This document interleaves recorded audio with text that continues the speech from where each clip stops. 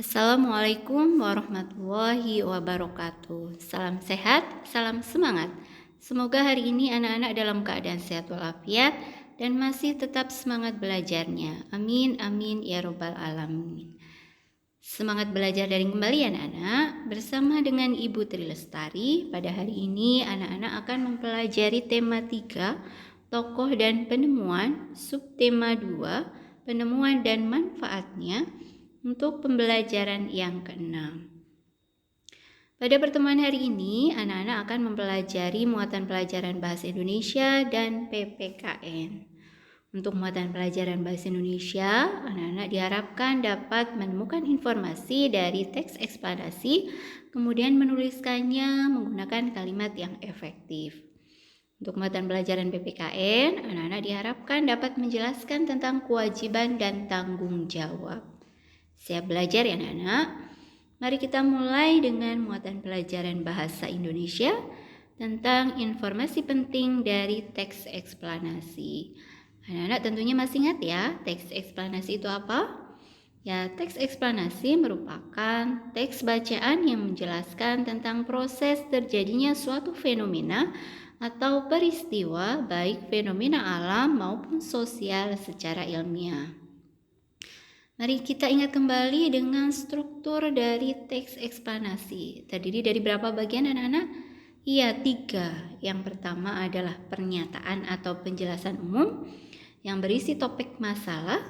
Kemudian ada yang kedua deretan penjelas. Dan yang ketiga adalah interpretasi atau kesimpulan dari penulis tentang teks eksplanasi tersebut. Informasi penting dari teks eksplanasi harus ditulis menggunakan kalimat efektif.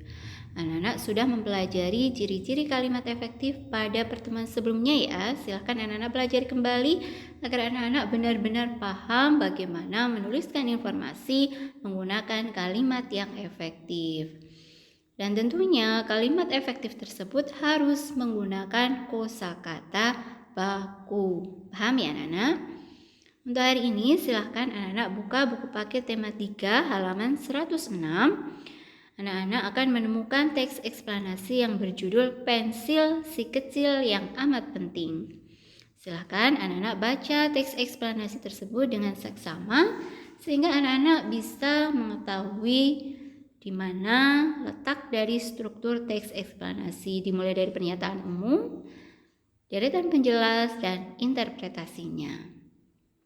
Teks eksplanasi tersebut terdiri dari berapa paragraf anak-anak? Iya betul, 4 paragraf. Ini paragraf pertama, paragraf kedua, paragraf ketiga, dan paragraf keempat. Pernyataan umumnya ada di paragraf pertama, yaitu menjelaskan tentang penemuan pensil.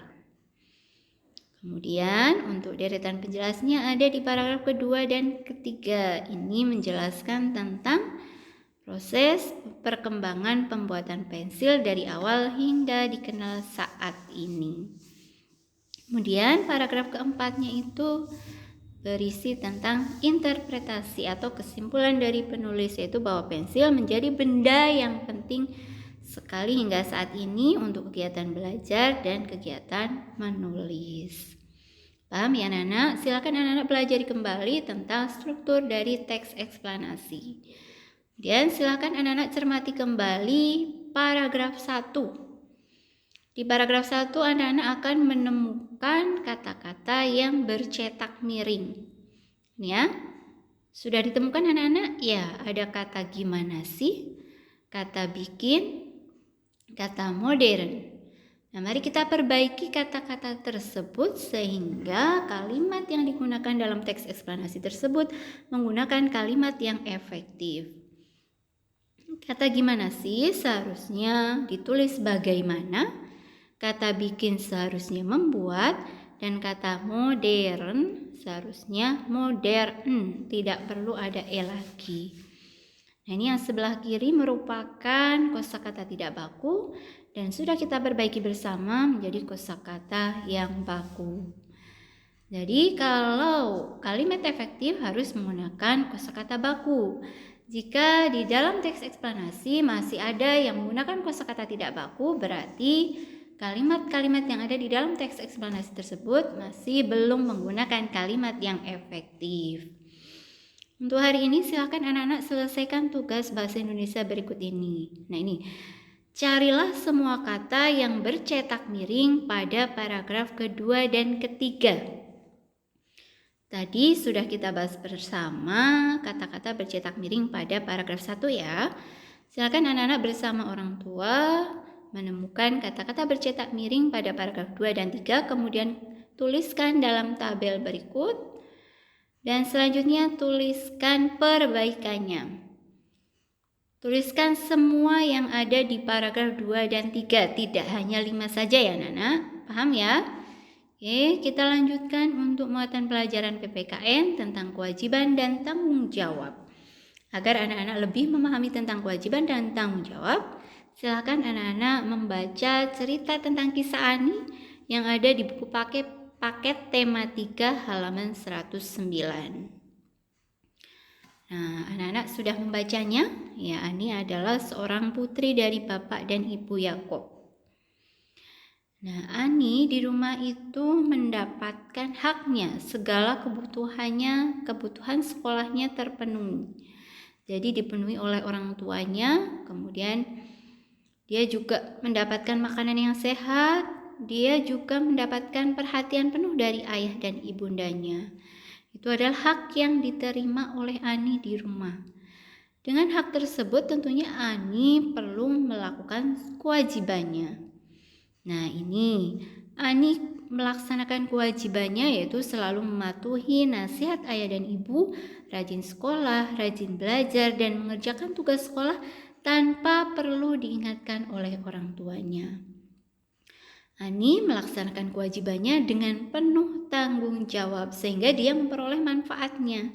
Nah, Ani selalu naik kelas dengan nilai yang memuaskan dan tentunya orang tuanya sangat bangga kepada Ani.